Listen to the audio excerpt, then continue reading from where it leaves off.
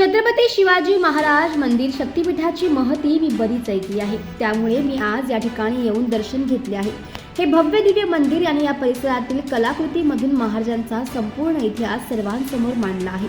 महाराजांच्या श्रद्धेपोटी प्रेमापोटी एवढे भव्य मंदिर उभारले याबद्दल शिवक्रांती प्रतिष्ठानच्या पदाधिकाऱ्यांचे अभिनंदन करतो।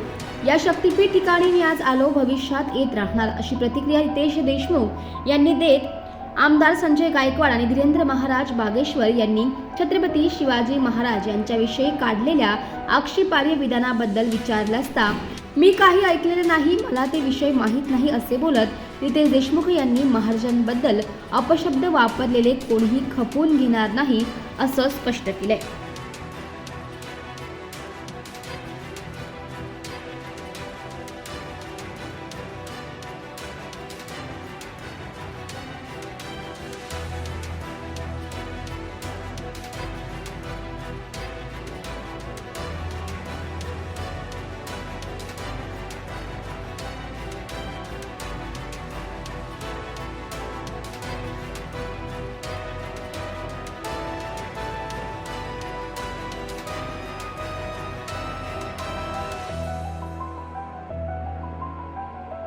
काय की या मंदिराबद्दल मी पूर्वीपासून मला माहिती होती, परंतु इथे याची इच्छा होती आणि आज शक्तिपीठ आणि इथे येऊन दर्शन घेतलं।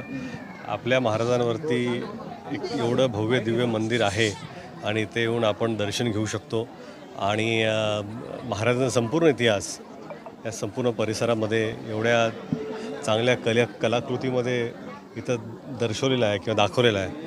ही पण छान गोष्ट आहे। माझं खरंच खूप शुभेच्छा आपल्या सर्वांना की आपण महाराजांच्या प्रेमापोटी श्रद्धेपोटी एवढं भव्य मंदिर बांधलं आणि आज पहिल्यांदा आलो आहे, पण नेहमी मी नक्कीच येत जाईन, कारण इथं येऊन महाराजांच्या चरणी आपलं मस्तक ठेवून एक ऊर्जा मिळते आणि मला वाटतं हे ऊर्जा देण्याचंच एक स्थान आहे।